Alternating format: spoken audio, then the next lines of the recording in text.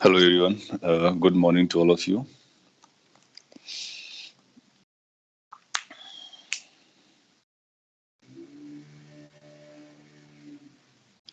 Okay, so we will start the next chapter. That is optics. आपने heading देखी लिया है उसका.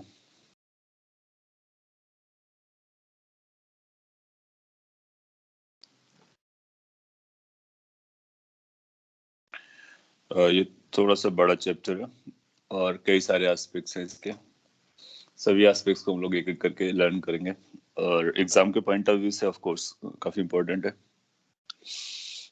ये जो ऑप्टिक्स है that is basically study about light है.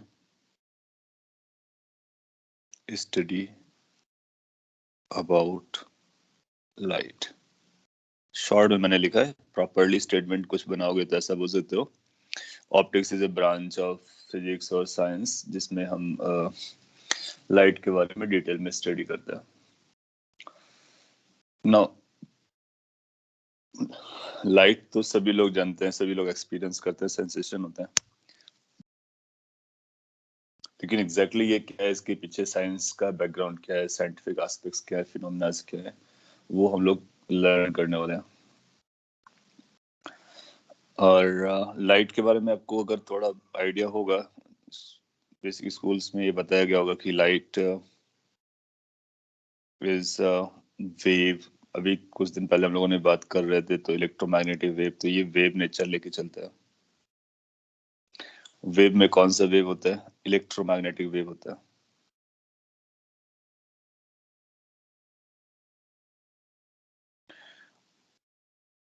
और बेसिकली नॉन मैकेनिकल कह सकते हो आप इसको. इलेक्ट्रोमैग्नेटिक वेव है. ये मैक्सवेल्स की इक्वेशन से प्रूफ हुआ है और बेसिक आइडिया मैंने आपको दिया कि किस तरह से प्रूफ हुआ है. तो मैक्सवेल की इक्वेशन से ये भी पता चला था कि इलेक्ट्रोमैग्नेटिक है. उससे पहले लोग इसको मैकेनिकल वेव मानते थे. साथ ही साथ ये भी पता चला था ये ट्रांसवर्स वेव है. तो ये दोनों चीजें बहुत बड़ी चीज थी कि ये ट्रांसवर्स क्लेम करना और मैकेनिकल क्लेम करना. एनीवे वेव होता है. साथ ही साथ इसमें और भी पता चला, जब रिसर्च किया गया तो पता पाया गया कि ये वेव के साथ साथ पार्टिकल नेचर भी फॉलो करता है.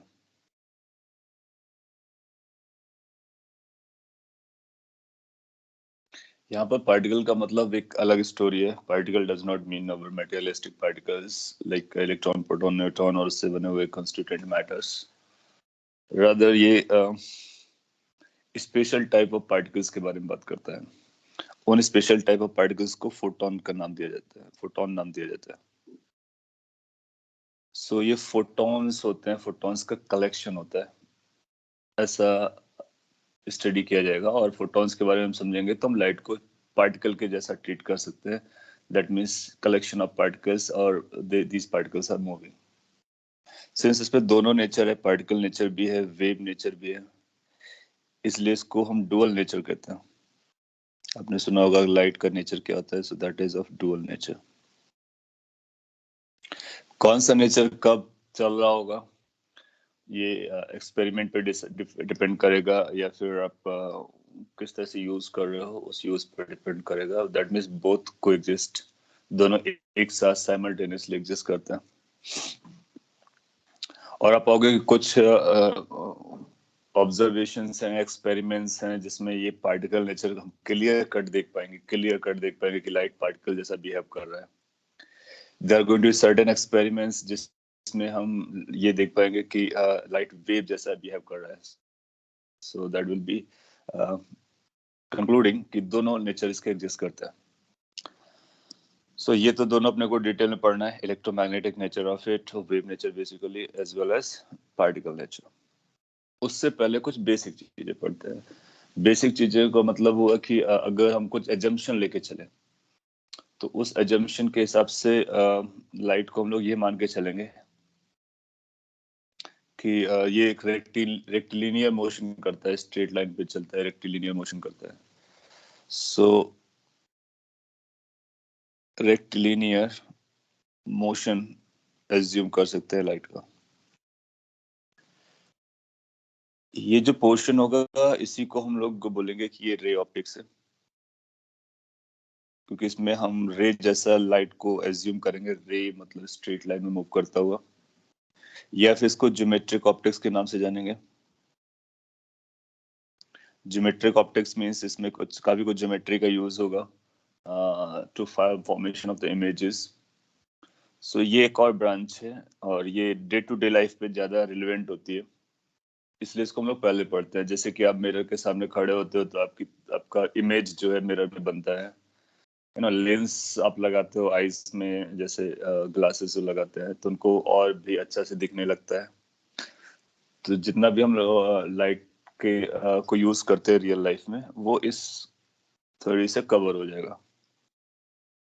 और बाद में फिर हम लोग वेव ऑप्टिक्स का वाला पोर्शन को कवर करेंगे, और उसके बाद में पार्टिकल नेचर ऑफ लाइट को कवर करेंगे। तो अपना ऑर्डर ये होगा कि पहले रे ऑप्टिक्स, फिर वेव ऑप्टिक्स, फिर पार्टिकल नेचर ऑफ लाइट। सो इसको 3 फ्रैगमेंट्स में हम लोग पढ़ने वाले हैं। और ये जो फर्स्ट वाला, ये जो हम जिसको फर्स्ट पढ़ने वाले हैं, इसको आप ज्यादा रिलेट कर सकते हो because it's very close to your practical life. और ये वेव नेचर को हम लोग लेबोरेटरी में एक्सपीरियंस कर सकते हैं, बाकायदा देख सकते हैं एक्सपेरिमेंट करके। पार्टिकल नेचर को एक्सपीरियंस करना थोड़ा सा टफ है, और उसको काफी I mean like practical life में उतना ज्यादा विजुलाइज नहीं होता है। बट यस, कुछ कॉन्सेप्ट से थ्योरेटिकली जरूर सोचा जा सकता है कि ऐसा चल रहा होगा। सो लाइट को ब्रॉडली इन 3 कैटेगरी में हम लोग डिवाइड करके स्टडी करने वाले हैं। सो हम लोग फर्स्ट पे फोकस कर सकते हैं, ज्योमेट्रिक ऑप्टिक्स और रे ऑप्टिक्स।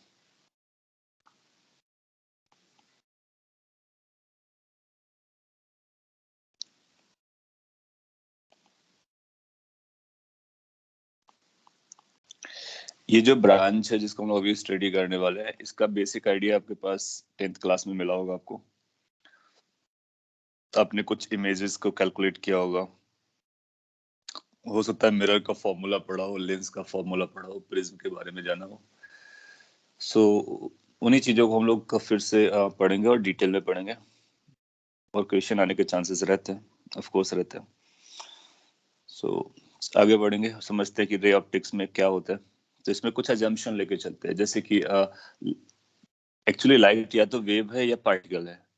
वो रेक्टिलिनियर मोशन नहीं कर रहा होता है, वो वेव के फॉर्म में चल रहा होता है। लेकिन अगर इसके हम वेवलेंथ के बारे में बात करेंगे ना, तो इसकी वेवलेंथ काफी छोटी होती है। लाइट की जो वेवलेंथ होती है वो काफी छोटी होती है। आप ऐसा बोल सकते हो 3500 एंगस्ट्रॉम से लेकर के 7500 एंगस्ट्रॉम तक होती है। तो इसकी वेवलेंथ बेसिकली कुछ एंगस्ट्रॉम, एंगस्ट्रॉम का मतलब 10⁻⁻10। और जो हम रियल लाइफ में ऑब्जेक्ट्स देखते हैं ना, वो कुछ अगर छोटी सी ऑब्जेक्ट भी आप एक्सपीरियंस करोगे, छोटे से ऑब्स्टिकल को भी एक्सपीरियंस करोगे, तो साइज का होगा, सेंटीमीटर साइज का होगा, या फिर उससे बड़ा होगा। तो सिंस वेवलेंथ बहुत छोटी होती है as compare to the objects और ऑब्स्टिकल्स और लेट्स से मिरर और लेंसेज, तो उनके कंपैरिजन में हम लाइट को स्ट्रेट लाइन जैसा एज्यूम कर सकते हैं।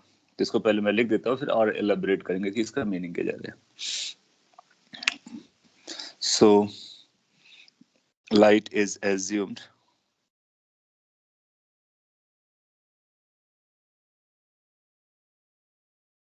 to have rectilinear motion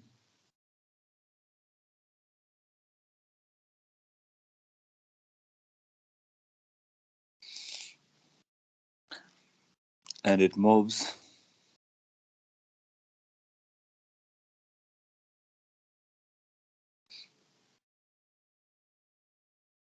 in form of rays। या फिर उनको दिखाते हैं कि वो रेज के फॉर्म में चल रहे हैं, स्ट्रेट लाइन पे चल रहे हैं। सो लाइट को हम ऐसा दिखाएंगे कि like this is our light, let's say using this colour, या फिर ऐसा। सो अगर एक तरह का एरो दिखा दिया, that means this is a ray of light. और सिंपली रे, दैट मींस लाइट हमारा पहले कभी यहाँ रहा होगा, फिर चल करके यहाँ आया, फिर आगे बढ़ा, फिर आगे बढ़ा, फिर आगे बढ़ा, फिर आगे बढ़ा, इस तरह से आगे बढ़ता है। बहुत जल्दी चलता है, आपको पता है उसकी स्पीड बहुत ज्यादा होती है। But yes, we can think of कि इस तरह से स्ट्रेट लाइन पे चल रहा है, फिर यहाँ पे खत्म नहीं होगा, ये सीधा स्ट्रेट लाइन पे चला जाएगा। कब तक स्ट्रेट लाइन पे चला जाएगा? जब तक उसको सेम होमोजेनियस मीडियम मिलता रहेगा।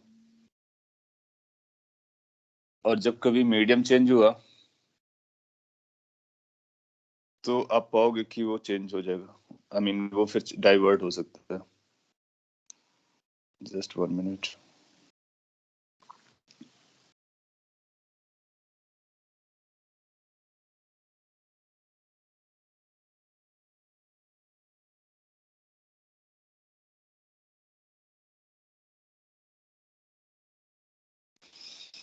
Okay, let me carry forward.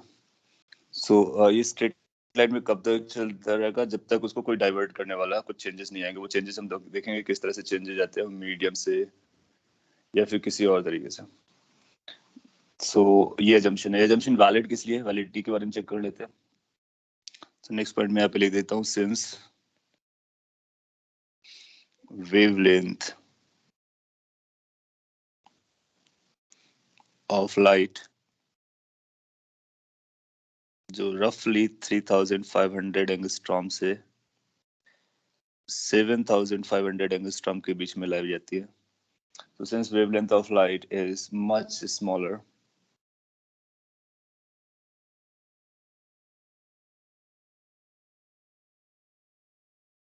as compared to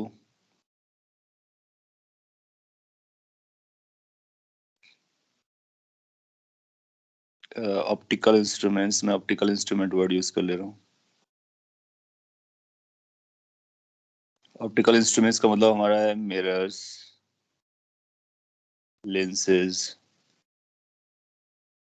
So, जितना भी अगर आप छोटा सा भी मिरर या लेंस लोगे प्रैक्टिकल लाइफ में ऑब्जर्व करने के लिए, तो उसका साइज कम से कम सेंटीमीटर्स में होगा, और भी कम कर लोगे तो मिलीमीटर्स में होगा, है ना। और नैनोमीटर्स और एंगस्ट्रॉम तक ले जाओगे तो वो आपको दिखेगा भी नहीं, like that's won't be practically बहुत ज्यादा एप्लीकेशन का होगा।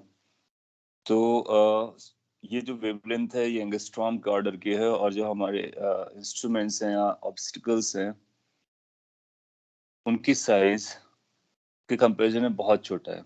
तो कंप्लीट करता हूँ statement. Wavelength of light is much smaller as compare to the size of, size से कंपेयर करेंगे size of this thing,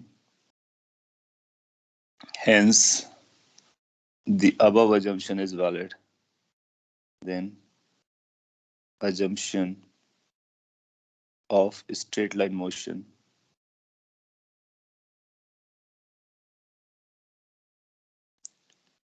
is valid. ये जो assumption assume किया गया कि वो रेक्टिलिनियर मोशन करता है वो वैलिड हो जाता है। कैसे वैलिड हो जाता है? अब देखो कि अगर हम इसको मैग्नीफाई करके देखेंगे, इसी रे को मैग्नीफाई करके देखेंगे, तो मैग्नीफाई करके देखने में हमको ऐसा नजर आएगा। लेकिन ऐसा हमको तभी नजर आएगा जब हम इतने डिस्टेंस को एंगस्ट्रॉम के ऑर्डर का लिख रहे हो। और अगर हम इसको जूम आउट करते रहे, मतलब इसको श्रिंक करते रहे, श्रिंक करते रहे, श्रिंक करते रहे, एम्पलीट्यूड इतना ज्यादा नहीं होता है, एम्पलीट्यूड भी श्रिंक करेगा, तो आप देखोगे कि ये पूरा श्रिंक करके एक पॉइंट में, एक रे के पॉइंट में आ जाएगा, ये रे के पॉइंट में आ जाएगा, ये सब रे के पॉइंट में आ जाएंगे। तो ये कुछ ऐसा हो जाएगा श्रिंक करने के बाद, और श्रिंक करोगे तो ऑलमोस्ट ऐसा हो जाएगा, फिर कुछ समय बाद स्ट्रेट लाइन जैसा दिखने लगेगा। सो इट्स लाइक कि आप कौन से स्केल पे वर्क करो, उसी स्केल पे वर्क के हिसाब से ये इसका अपीयरेंस बदल जाता है। हाँ, अगर हम एंगस्ट्रॉम ऑर्डर पे वर्क कर रहे हैं, नैनोमीटर्स का ऑर्डर पे वर्क कर रहे हैं, तो फिर हमको कुछ ऐसा दिखाई देगा, वेव जैसा जाता हुआ। अगर हम माइक्रो पे आ रहे हैं तो मे बी लाइक दिस, ऐसा हो जाएगा।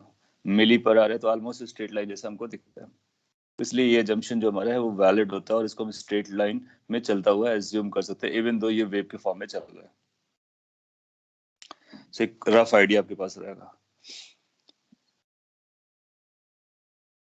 सो ज्योमेट्रिक ऑप्टिक्स में हम लोग रे को स्टडी करते हैं, लाइट को स्टडी करते हैं, और लाइट को कैसे मान के चल रहे होते हैं रेक्टिलिनियर मोशन में। ऐसा एजम्पशन क्यों वैलिड होता है? क्योंकि वेवलेंथ के कंपैरिजन में जो ऑब्स्टिकल्स हैं वो काफी बड़े साइज के होते हैं।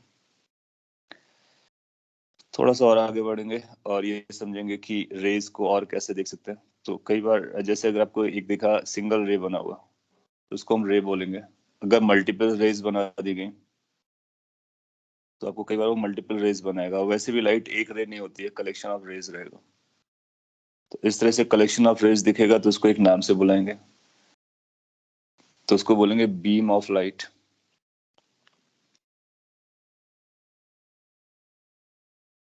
Beam of light. So what is a beam of light? It's a bunch of collection of rays. Simple से टर्म्स है, नोट कर सकता हूँ. सो अगर आपको beam of light that means collection of rays parallel है तो इसको बोलेंगे this is parallel beam of light.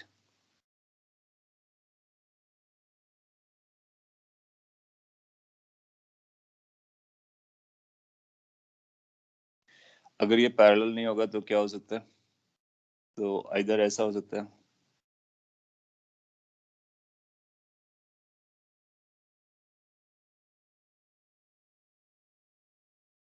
अगर इस तरह का बीम ऑफ लाइट मिल रहा है अपने को तो इसको बोलेंगे दैट इज डाइवर्जिंग.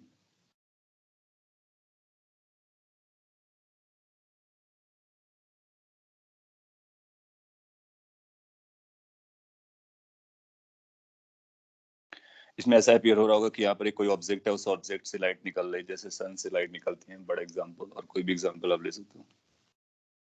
सो इस तरह की अगर आपको बीम ऑफ लाइट नजर आएगी तो जनरली जो ऑब्जेक्ट होगा आपको वो पॉइंट ऑब्जेक्ट जैसा कुछ रहा होगा, और ये जब आएगा वो कुछ प्लेन ऑब्जेक्ट जैसा रहा होगा. इसको हम लोग आगे रिलेट करेंगे जब वेव में पढ़ रहे होंगे.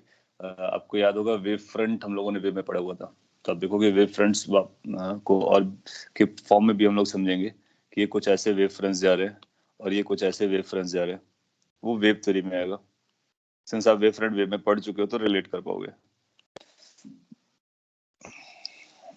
एक और भी केस हो सकता है लाइक आपके कोलाइट रेज ऐसी नजर है.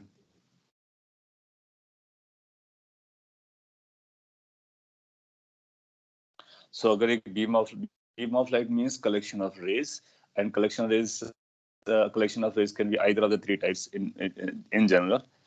So ऐसा है तो पैरेलल है, ये डाइवर्जिंग है, किसी एक पॉइंट से बाहर की तरफ जा रहे हैं, ये किसी एक पॉइंट की तरफ जा रहे हैं तो उसको बोलेंगे कन्वर्जिंग.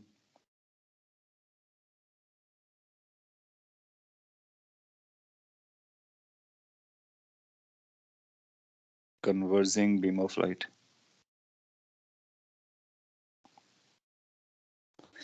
सो या तो डाइवर्जिंग मिलेंगे या कन्वर्जिंग मिलेंगे या फिर पैरेलल मिलेंगे. सबका अपना मीनिंग होगा, क्या मीनिंग होगा हम समझेंगे, और एटलीस्ट देख करके अब ये बता पाएंगे कि किस तरह का बीम ऑफ लाइट है. एक बार ये बीम ऑफ लाइट और रेज के बारे में अपने को पता चल गया, हम लोग ये भी लिख लेते हैं कि रे ऑप्टिक्स में हम लोग करते क्या. तो इस ये जो ब्रांच ऑफ साइंस है इस पर हम लोग इमेज के फॉर्मेशन की स्टडी करते हैं कि किसी भी ऑब्जेक्ट का इमेज कैसे फॉर्म होता है और उससे रिलेटेड जो भी स्टोरीज हैं उसको पढ़ते हैं. So focus will be on formation of images.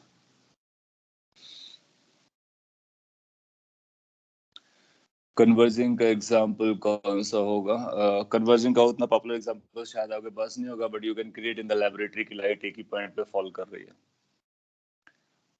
आपने देखा होगा कई बार, एक एग्जांपल मैं आपको बता सकता हूँ कि कुछ ऐसा अम्ब्रेला जैसा लगा के रखते हैं जब फोटो स्टूडियो पे जाते हो अब, और वो यहाँ पर लाइट लेकर के पहले इस पे लाइट को डालते हैं, फिर आप यहाँ पे बैठ करके अपना फोटो खिंचाते हो. ये भी कुछ ऑब्जर्वेशन चल रहा होता है. तो बेसिकली यहाँ से रिफ्लेक्टेड लाइट रे ऐसे आती है, तो उसको एक ही पॉइंट पे फोकस डालने के लिए हम लोग यूज करते हैं. और या फिर किसी चीज को आपको स्टडी करना है तो फिर वहां पर भी हम इस तरह की लाइट को इंसिडेंट करा सकते हैं. लेकिन वो कैसे आएगा उससे पहले हम रिफ्लेक्शन करा के अदरवाइज करके हम पता कर सकते हैं या क्रिएट कर सकते हैं. आप लोगों ने ऑब्जर्व किया होगा जब कभी स्टूडियो में जाना तो वहाँ पे एक बड़ा सा अम्ब्रेला जैसा रखा रहता है एंड दे फोकस, तो उस पर अम्ब्रेला पे लाइट डाल करके फिर रिफ्लेक्ट बैक करा करके एक पॉइंट पे कराते हैं. तो वो बेसिकली जो बाद में लाइट आ रही होती है वो कन्वर्जिंग टाइप की हो जाती है. मैग्नीफायर से क्या लिखा आपने? मैग्नीफायर से पेपर जलाने का टाइम. अच्छा, कई जगह से आप उसको क्रिएट कर सकते हो, ऑब्जर्व कर सकते हो. सो जो रे ऑप्टिक्स है या ज्योमेट्रिक ऑप्टिक्स है, इसमें हम लोग पढ़ते क्या है उसके बारे में एक लाइन में लिख देता हूँ. इन दिस image formation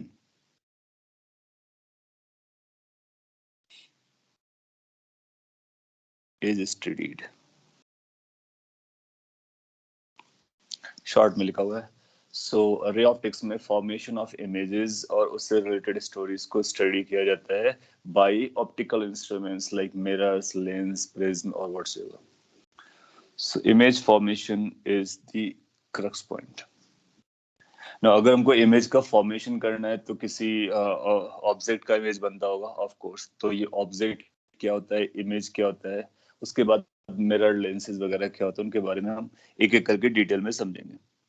तो जब कभी आप इमेज का फॉर्मेशन कर रहे होगे तो सबसे पहले आपको ये समझना है कि ये ऑब्जेक्ट क्या होती है. तो हम लोग ऑब्जेक्ट के बारे में समझते हैं. जनरली हम लोग ऑब्जेक्ट को ओ से इंडिकेट करते हैं. आपने देखा होगा कि कुछ ओ बना देते हैं, फिर उसके बाद में आई फॉर इमेज यूज करते हैं. So what is object actually? Object का मतलब हमारा पॉइंट ऑब्जेक्ट्स है. एक बार हम पॉइंट ऑब्जेक्ट को समझ जाएंगे तो पॉइंट के कलेक्शन से एक्सटेंडेड ऑब्जेक्ट्स के बारे में समझ जाएंगे और फिर हम किसी बॉडी का भी इमेज बनाना स्टार्ट कर देंगे. तो जब कभी आप इमेज का फॉर्मेशन कर रहे होगे तो पहले मैं आपको जनरल आइडिया दे देता हूँ. जब कभी इमेज का फॉर्मेशन आप कर रहे होगे तो आपके पास एक कोई इंस्ट्रूमेंट होगा, जैसे मिरर होगा या लेंस होगा. जनरली यही तो हम लोग यूज करते हैं, प्रिज्म वगैरह भी यूज कर सकते हैं. सो लेट्स से या तो ये मिरर है या फिर ये लेंस है, जो भी है. आप जानते हो कि कुछ लाइट का यूज होता है यहाँ पर. तो लाइट का यूज कुछ ऐसे रहा होगा कि इस पे लाइट इंसिडेंट करेंगे तो यहाँ पर लाइट फॉल करती है. फॉल होने के बाद एक या तो वापस चली जाएगी लाइट या फिर दूसरे मीडियम में कहीं चली जाएगी. यही तो स्टोरी होती है. तो इनके नॉमेनक्लेचर चलते हैं. जो आपका इंस्ट्रूमेंट है उस पर जो भी लाइट रे फॉल हो रही है, इंसिडेंट हो रही है, तो उसका नाम होता है incident ray. So what is an incident ray? Incident ray is the light ray that falls on the instrument which we are studying or object which we are focusing upon. So किसी भी surface पर या फिर plane पर या फिर किसी object पर जो लाइट फॉल होती है उसको इंसिडेंट कहते हैं. उससे जो उसी साइड पर उसी मीडियम में रिटर्न हो जाती है उसको रिफ्लेक्टेड रे कहते हैं. ये लोग इनकी डेफिनेशन भी पढ़ेंगे बट नॉमेनक्लेचर आपको रिकॉल करा देते हैं. तो reflected ray is that one which is return back. तो जो वापस उसी मीडियम में लौटता है बाउंड्री के बाद, उसको हम बोलते हैं कि वो रिफ्लेक्टेड है. और जो दूसरे मीडियम में चला जाता है यानी उसको क्रॉस करके निकल जाता है, दैट इज कॉल्ड रिफ्रैक्टेड रे.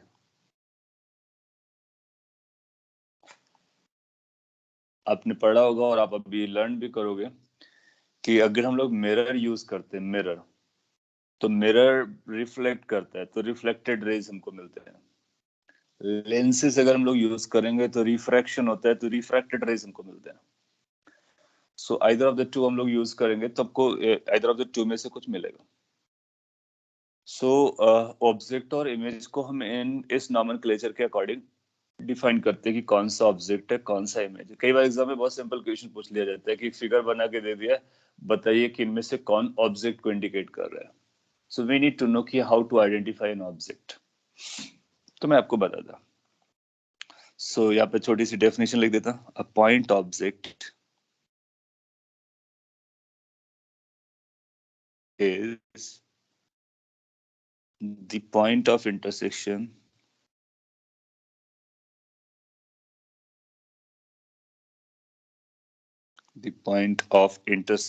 of incident rays. यहाँ पर मैंने आपको एक रे बनाया है इंसिडेंट का, लेकिन ऐसा नहीं कि अपने पास एक रे होगी, मल्टीपल रेज आएंगी. किसी भी ऑब्जेक्ट से बहुत सारी रेज आती है. तो जो रेज किसी मिरर या लेंस पे फॉल कर रहे हैं तो उन रेज को हम ऑब्जर्व करेंगे और देखेंगे कि उनका पॉइंट ऑफ इंटरसेक्शन कहाँ पर है. जहां भी उनका पॉइंट ऑफ इंटरसेक्शन रहा होगा उसी पॉइंट को हम ऑब्जेक्ट बोलने वाले हैं. नो, पॉइंट ऑफ इंटरसेक्शन निकालने के लिए हमको मिनिमम दो रेज की जरूरत पड़ती है, मिनिमम, क्योंकि एक रेज से हम पता नहीं कर सकते हैं. तो we require two rays, two are sufficient basically. अगर जहां पर दो रे इंटरसेक्ट कर रहे होंगे तो बाकी रेज भी उसी पॉइंट पे इंटरसेक्ट कर रहे होंगे, क्योंकि वो ऑब्जेक्ट पॉइंट है तो सारी रेज वहीं से निकल रहे होंगे. सो आप यहाँ से याद रख सकते हो कि इंसिडेंट रेज का पॉइंट ऑफ इंटरसेक्शन को हम बोलते हैं ऑब्जेक्ट. फिर आप पाओगे कुछ ऐसे नॉमेनक्लेचर चलते हैं कि ये रियल ऑब्जेक्ट है, वर्चुअल ऑब्जेक्ट है. तो हाउ टू आइडेंटिफाई कि ये हमारी ऑब्जेक्ट है वो रियल है या फिर वर्चुअल है. सो उसके लिए फिर भी हमारे पास एक रूल रहेगा। पहले तो हम ये पता करेंगे कि point of intersection of incident raise, तो वो ऑब्जेक्ट हो गया। अब ये कौन सा ऑब्जेक्ट है, तो ये पॉइंट ऑफ इंटरसेक्शन किस तरह से है या फिर रेज किस तरह से है, उसके बेसिस पे हम बात करेंगे। एक अगर हमको पॉइंट ऑफ इंटरसेक्शन पता चला, उसके बाद हम देखेंगे रेज हमारी कैसी है। अगर रेज हमारी डाइवर्जिंग है तो क्या है, रेज हमारी कन्वर्जिंग है तो क्या है। तो इसको ऐसा लिखेंगे, if incident rays are diverging beam, और डाइवर्जिंग रेज भी लिख सकते हैं। अगर वो डाइवर्जिंग रेज है, then then you can claim then the object is, any idea what type of this object is going to be, whether it's going to be real or virtual? Real. Real, good. अगर हमारे पास incident raise हैं और उनको हम देखते हैं और वो डाइवर्ज हो रहे हैं, तो हम बोलेंगे that object is real.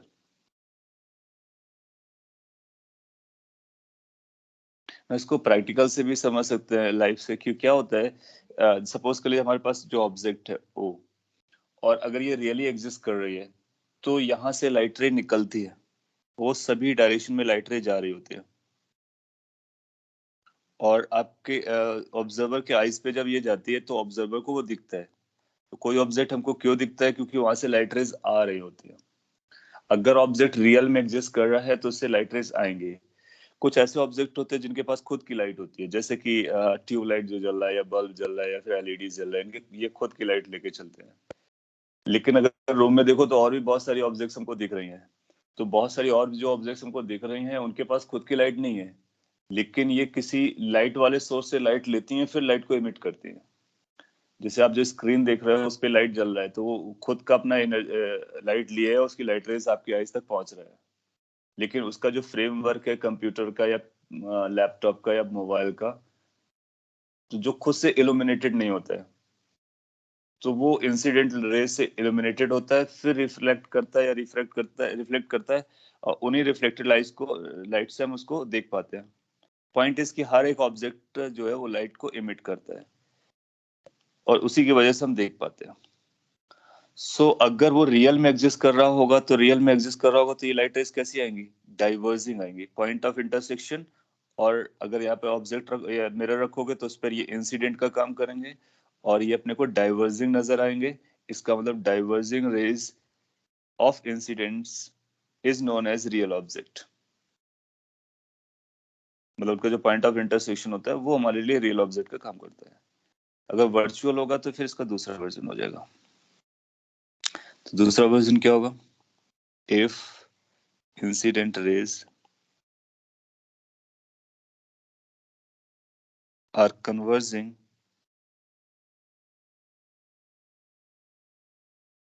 then the object is virtual,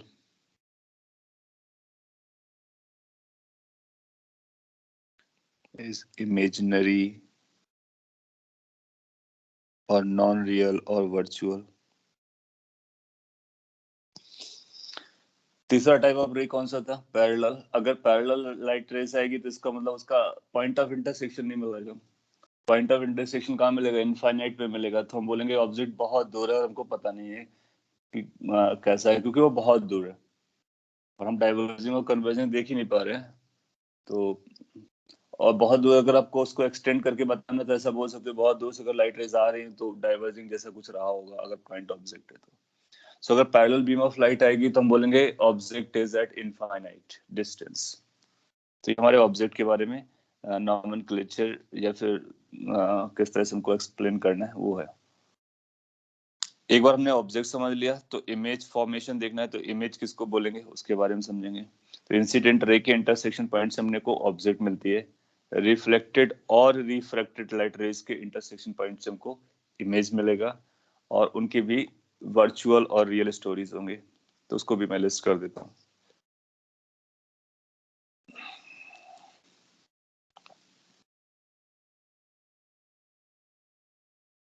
image I. So image को डिफाइन करेंगे कुछ इस तरह से, अ पॉइंट इमेज। अगर हमारे पास पॉइंट ऑब्जेक्ट होगी ना तो उसका इमेज भी पॉइंट इमेज बनने वाली है, इसलिए इसको पॉइंट इमेज बोले। पॉइंट इमेज का मतलब an image of size of a point. So a point image is the intersection point of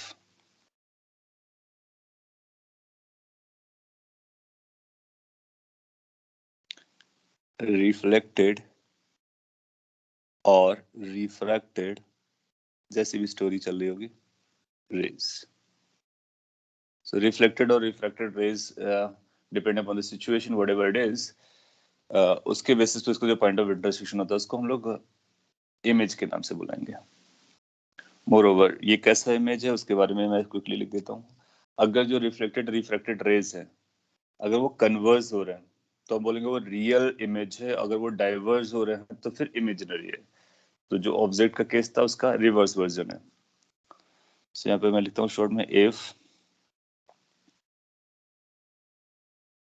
reflected और refracted rays converge then image is real. और दूसरा काउंटर वर्जन अब अपने आप लिख सकते हो कि इफ रिफ्लेक्टेड रेज डाइवर्स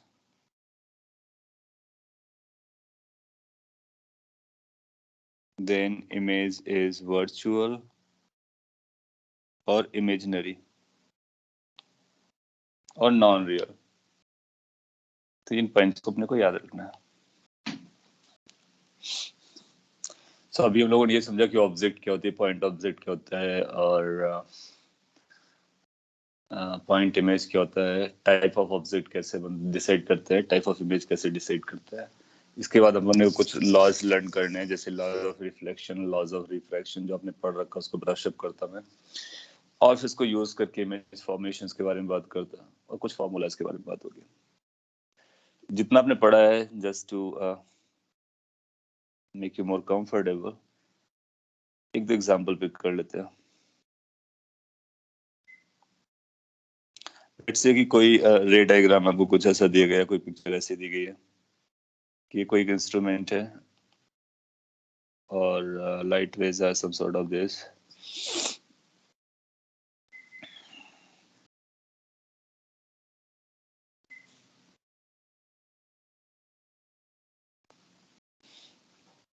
ये मैं सिंपली एग्जांपल आपको दे रहा हूँ, बस ये जानने के लिए कि क्या आप ऑब्जेक्ट इमेजेस जैसी चीजों को आइडेंटिफाई कर पाएंगे। कैसा ये बनेगा, क्यों बनेगा, वो हम लोग बाद में देखेंगे।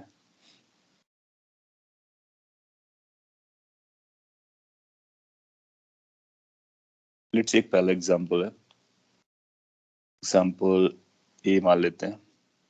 अपने को ये बताना कि ऑब्जेक्ट हमारा कैसा है, टाइप ऑफ ऑब्जेक्ट बताना कि इस पिक्चर को देख करके क्या आप ये बता सकते हो कि what type of the object is based on the definitions that we have just learned, या फिर आपके पास जो भी पुराना सेंस रहा हो।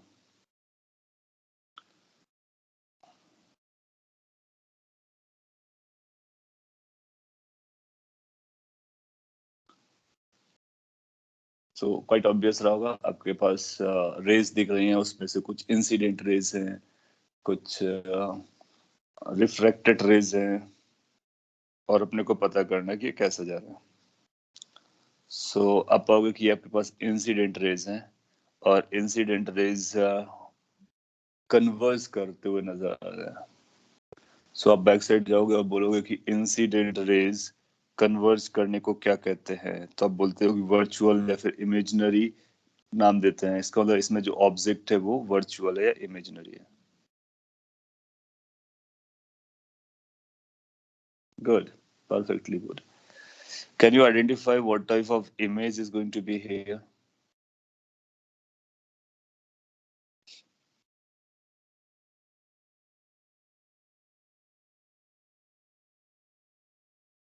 imaginary or both, that's what you are saying.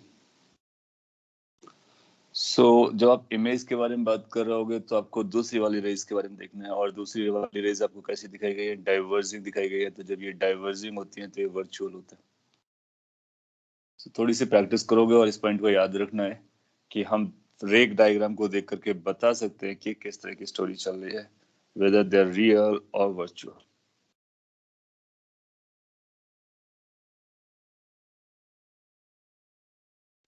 So this is also going to be virtual. आपसे ये पूछ सकता है कि पॉइंट आउट करो कि कहाँ पर ऑब्जेक्ट बना हुआ है, कहाँ पर इमेज बना हुआ है। तो पॉइंट आउट करने के लिए हम क्या करेंगे कि ये इंसिडेंट रेज है ना, इनको देखेंगे ये कहाँ पर इंटरसेक्ट कर रहे हैं, ऐसे बढ़ाएंगे और जहां पर ये इंटरसेक्ट करेंगे आप देखोगे जितनी भी लाइट रेज होंगी सारा एक ही पॉइंट पर इंटरसेक्ट करेंगे, और जिस पॉइंट पर इन्होंने इंटरसेक्ट कर दिया वही पॉइंट हमारा ऑब्जेक्ट हो जाएगा।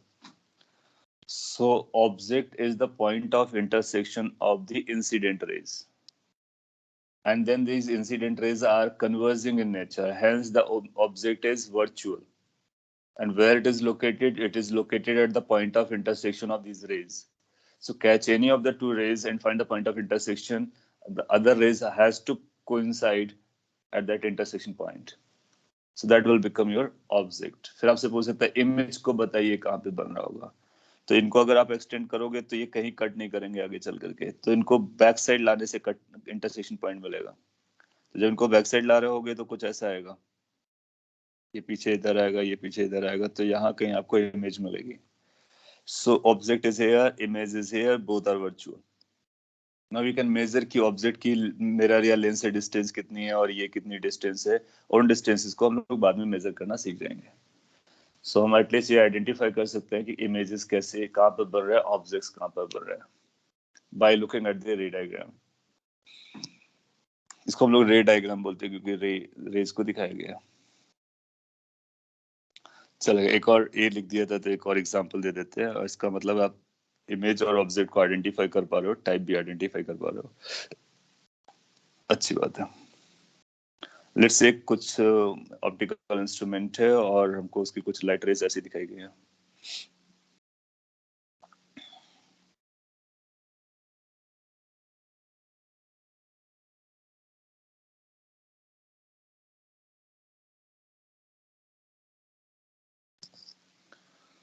So what we can say about it, about object, whether it's real or virtual.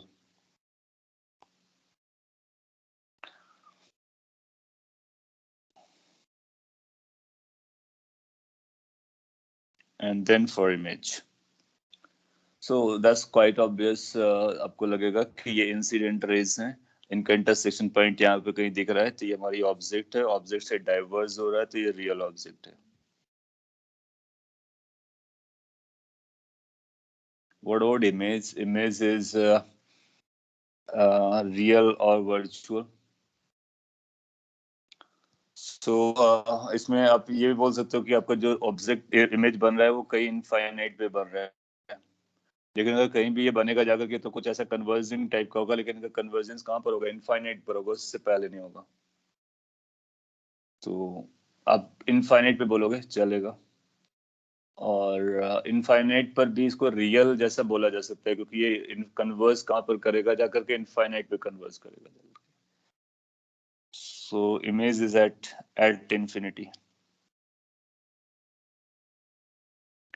और इन्फिनिटी में फिर जनरली रियल और वर्चुअल जैसे टर्म्स को हम लोग अवॉइड कर सकते हैं, और इसलिए अवॉइड कर सकते हैं कि ये पैरेलल है, isn't it? सो अगर कभी आंसर देना भी पड़ जाए तो हम रियल की तरफ थोड़ा सा इंक्लाइंड रहेंगे क्योंकि ये कन्वर्ज कर रहा होगा कहीं इनफाइनाइट पे, क्योंकि इधर भी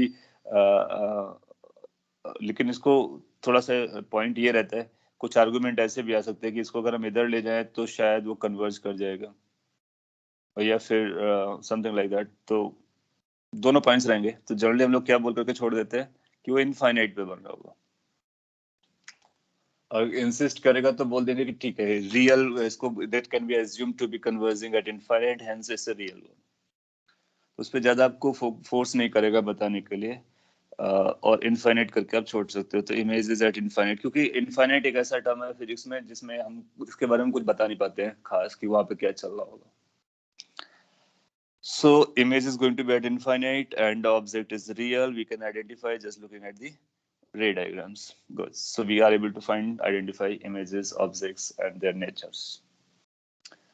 Then after we can go for these laws of reflection or refraction. इस particular part of the physics में यानी ray optics में दो laws हमारे लिए extremely important है कि reflection कैसे होता है, refraction कैसे होता है, और इन्हीं laws पर based image formation है। So वो laws आप जानते हो, फिर भी मैं एक बार लिस्ट करूंगा। Laws of reflection of light.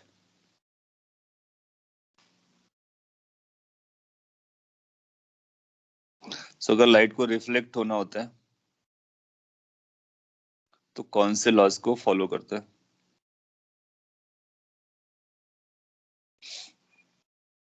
तो लेट्स से कि अपने पास ये एक बाउंड्री है और दो मीडियम है। ये अपना मीडियम 1 है और ये मीडियम 2 है। तो जब कभी कोई लाइट रे किसी एक मीडियम पे चलती है तो स्ट्रेट लाइन पर रेक्टिलिनियर मोशन करता रहता है, करता रहता है, करता रहता है। कब तक करता रहेगा? जब तक उसको बाउंड्री नहीं मिलेगी कोई दूसरे मीडियम की। अगर दूसरे मीडियम का बाउंड्री मिलता है तो इसके पास ऑप्शन है, ये दूसरे मीडियम में पेनिट्रेट करके जा सकता है और फर्स्ट मीडियम में रिटर्न करके जा सकता है। वही जो थोड़ी देर पहले हम लोग बात कर रहे थे, इंसिडेंट, रिफ्लेक्टेड, रिफ्रैक्टेड। अगर लाइट रे हमारा उसी मीडियम में रिटर्न बैक करता है तो उसको हम बोलते हैं reflection. So the phenomena by which it returns back to the same medium is known as reflection of light. तो अगर हम रिफ्लेक्शन पढ़ रहे हैं तो फिर हम ये बोलेंगे कि ये उसी मीडियम पर रिटर्न बैक हुआ है, सेकेंड मीडियम में इसकी एंट्री नहीं हुई है। So this will be known as reflection of light and you know that कि क्या करना होता है। So केवल एक ही मीडियम यूज हो रहा होता है तो उसी मीडियम में सारा कुछ चलेगा, सेकेंड मीडियम का यूज नहीं आएगा। यहाँ पर एक जिस पॉइंट पर ये इंसिडेंट होती है लाइट है, जिस पॉइंट पर इंसिडेंट होती है वो पॉइंट हमारे लिए मैटर करता है। उस पॉइंट पर हम सरफेस पे टेंजेंट ड्रॉ करेंगे और उस टेंजेंट के एक परपेंडिकुलर लाइन ड्रॉ करेंगे जिसको नॉर्मल बोलते हैं। मैथ में पढ़ते रहते हो, टेंजेंट ड्रॉ करना, नॉर्मल ड्रॉ करना। अगर हमारे पास कर्व, ये जो मीडियम की बाउंड्री अगर वो कर्विलिनियर भी होगी या फिर कर्व सरफेस भी होगा तो भी चलेगा। अपने को क्या देखना है? अपने को पॉइंट देखना है जहां पर इंसिडेंट हो रहा था, उस पॉइंट पर टेंजेंट देखनी है, उस टेंजेंट का नॉर्मल निकालना है और वो नॉर्मल अपने को यूज करना है। तो कर्व वाले के बारे में भी और बता देंगे, तो पहले सिंपल समझते हैं। सो हम इसका नाम देंगे, ये हमारे लिए इंसिडेंट रे थी, ठीक है। और ये हमारे लिए रिफ्लेक्टेड रे बन जाएगी, रिफ्लेक्टेड, क्योंकि रिफ्लेक्शन हुआ है और सारा कुछ सेम मीडियम में चल रहा है। फिर एक नॉर्मल को हम अपनी तरफ से ड्रॉ करते हैं और नॉर्मल को उसी प्लेन में ड्रॉ करते हैं जिस प्लेन पर ये चल रहा था। तो everything has to be in the same plane, that means plane of screen पर। तो अगर ये सेम प्लेन पे चल रहा होगा तो फिर इस एंगल को हम मेजर करेंगे। ये एंगल हमारे लिए काफी इंपॉर्टेंट होता है एंड यू पीपल नो कि इसको हम आई से इंडिकेट करेंगे। एक ये एंगल हम लोग ड्रॉ करेंगे और इसको पता करेंगे, इसको आर से यूज कर सकते हैं। और आई और आर के बेसिस पर ये लॉज बताए जाते हैं। So there are two laws everybody knows, or if you don't know, let me say कि एक ये लॉ होगा जिसमें इस एंगल को आप इस एंगल के बराबर क्लेम करने वाले हो। So incident angle and reflected angle both are going to be identical in case of reflection of light. So light moves or propagates in such a fashion that whenever it gets reflected back from any surface, it forms the same angle from the normal. That means incident angle is always equal to the reflected angle. और अगर आप relate करो कि एक particle nature से, जब कभी आपने पढ़ा था कोलिजन में कि अगर एक पार्टिकल को ऐसा थ्रो करते हो एक वॉल से तो ये इस तरह से चला जाया करता था। और उसमें हम लोगों ने कुछ बातें की थी कि लाइक अगर ये इलास्टिक कोलिजन होगा तो हम लोगों ने ये पता किया था ये दोनों एंगल आपस में बराबर आते हैं। स्मूथ सरफेस पर इलास्टिक कोलिजन होता है, तो वो आइडियलिस्टिक कंडीशन थी। तो light kind of idealistic condition जैसे चल रहा होता है अगर इसको पार्टिकल जैसा इमेजिन करते हो। This is just theoretical relations, but actually ऐसा कोई रिलेशन नहीं है, लाइट एक अलग स्टोरी है, पार्टिकल एक अलग स्टोरी है। सो पॉइंट इज कि ये एंगल और ये एंगल आपस में बराबर होता है। तो इसको लिख देते हैं लॉज ऑफ रिफ्लेक्शन। लॉज लिखा हुआ इसके अंदर एक से ज्यादा लॉ होते हैं, 2 लॉज होते हैं। तो रिफ्लेक्शन होता क्या है वो पहले बता देता हूँ। Reflection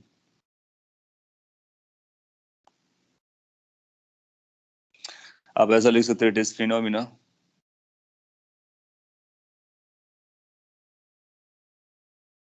by which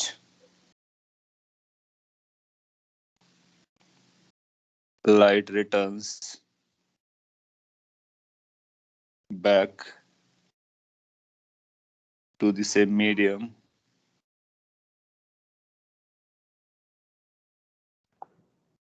after striking or incident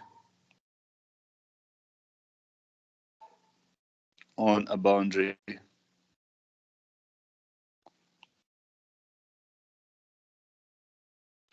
So किसी बाउंड्री पर स्ट्राइक करने के बाद, इंसिडेंट होने के बाद उसी मीडियम पर रिटर्न होकर के वापस आ जाता है, इस फिनोमिना को हम लोग रिफ्लेक्शन कहते हैं। सो सेम मीडियम में लौटने की कहानी को रिफ्लेक्शन कहा जाता है।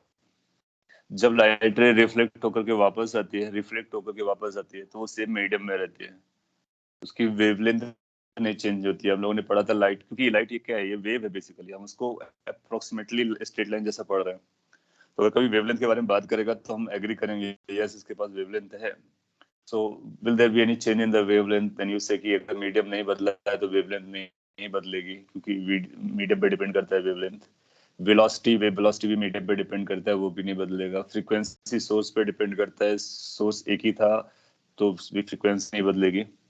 सो आप बोलोगे कि देयर इज नो चेंज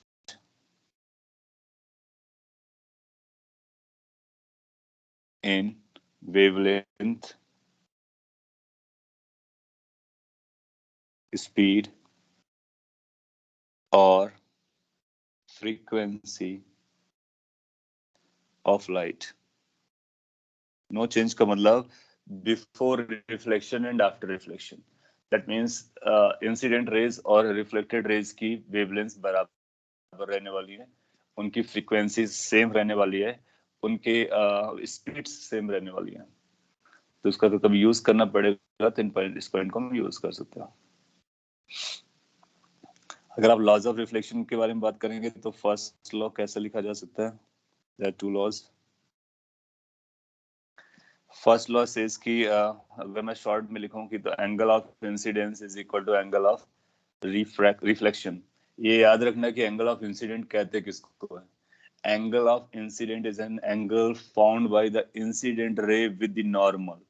तो नॉर्मल के साथ जो इंसिडेंट रे का एंगल होता है, क्योंकि ये रे है तो एक लाइन है, नॉर्मल भी एक लाइन है, तो दो लाइन के बीच का एंगल, उसको हम लोग इंसिडेंट एंगल बोलेंगे।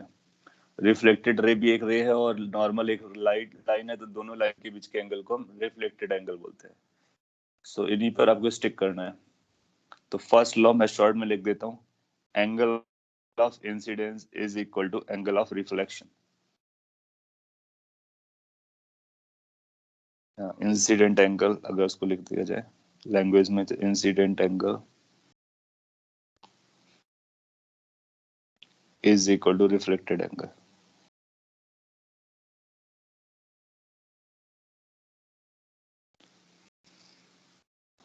ये फर्स्ट लॉ है। What about the second law? You know, second law is the law which says कि everything, these three things should be in the same plane. Now अगर कोई भी दो लाइंस को आप देखोगे तो एक प्लेन पे लाई करेंगी, कोई भी दो लाइंस एक प्लेन पे लाई करती है। दैट मीन्स कोई भी दो लाइंस को मिला करके आप एक प्लेन बना सकते हो, लेकिन थ्री लाइंस को एक प्लेन पे करना एक कंडीशन बन जाता है। सो यहाँ पर थ्री लाइंस है, एक ये लाइन है, एक ये लाइन है और ये नॉर्मल है, तीनों को सेम प्लेन पर होना जरूरी है। ऐसा नहीं कह सकते कि ये दोनों इंसिडेंट और रिफ्लेक्टेड इस प्लेन पर हो और यहाँ पर हम लोग नॉर्मल ड्रॉ करें, क्योंकि आप देखोगे ना, यहाँ पर जब टेंजेंट ड्रॉ करोगे तो उसके पास कितने नॉर्मल बन सकते हैं? इनफाइनाइट नॉर्मल बन सकते हैं। एक वो नॉर्मल बनेगा जो बाहर की तरफ आ रहा होगा स्क्रीन से, और एक वो नॉर्मल बनेगा जो स्क्रीन के बाहर से कुछ एंगल पे जाएगा, और एक ये नॉर्मल बनेगा। सो बहुत सारे नॉर्मल्स बनेंगे, उनमें से कौन सा नॉर्मल चूज करना है? वो नॉर्मल चूज करना है जो इसके प्लेन पे लाई कर रहा हो। इंसिडेंट और रिफ्लेक्टेड रे के। तो इसीलिए हम लोग उसको लिखते हैं that is incident angle, normal, incident ray, normal and reflected ray और lie in the same plane. Incident ray, normal and reflected ray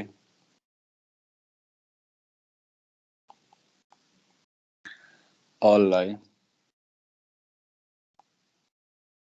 in same plane. That means they are coplanar. So they lie in the same plane. आपने ये सब पढ़ रखा होगा पहले भी, एक बार इनको याद कर लीजिए। और दोनों लॉज की अपनी इंपॉर्टेंस है। हम लोग जनरली फर्स्ट लॉ को फ्रीक्वेंटली यूज करते हैं और थर्ड सेकंड को फॉर ग्रांटेड लेते हैं।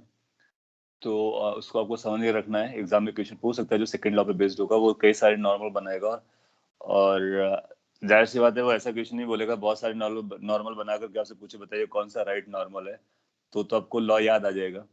वो क्या करेगा, उसको घुमा करके पूछेगा, मतलब ऐसी सिचुएशन बना देगा जिसमें आप को एक्चुअल नॉर्मल को ढूंढने की जरूरत पड़ जाएगी। अगर याद में नहीं रहा तो जो आपको ऑब्वियस दिखा वो यूज करोगे तो आप ट्रैप कर सकते हो, ट्रैप हो सकते हो। So make sure कि all the three lie in the same plane. Then only you apply I is equal to R. Now ये तो हमारा प्लेन सरफेस था। अगर कोई कर्विलिनियर सरफेस होगा तो हमको क्या करना होगा कि अपने को वहाँ पे टेंजेंट ड्रॉ करना है, वहाँ पे नॉर्मल ड्रॉ करना है, फिर इंसिडेंट, फिर रिफ्लेक्टेड करके अपने को पता करना होता है। ना जब हम रिफ्लेक्शन ऑफ लाइट देखेंगे तो पहले रिफ्लेक्शन ऑफ लाइट को प्लेन सरफेस से पढ़ लेते हैं, फिर कर्व सरफेस से बाद में पढ़ेंगे। कर्व सरफेस में हमारे लिए मिरर आने वाले हैं। सो हेडिंग कुछ ऐसा लिख सकते हैं, reflection from plane surface, reflection through or from plane surface। तो सरफेस या तो प्लेन होगा या फिर नॉन प्लेन होगा, प्लेनर होगा या फिर कर्व टाइप का होगा। So when we are considering this plane surface, maybe like this, और अभी जो बनाया था एग्जैक्टली वही ड्रॉ करना होता है। तो इसका सबसे अच्छा एग्जांपल आप देखोगे कि प्लेन मिरर होता है। एक ऐसा अगर अपने पास मिरर हो,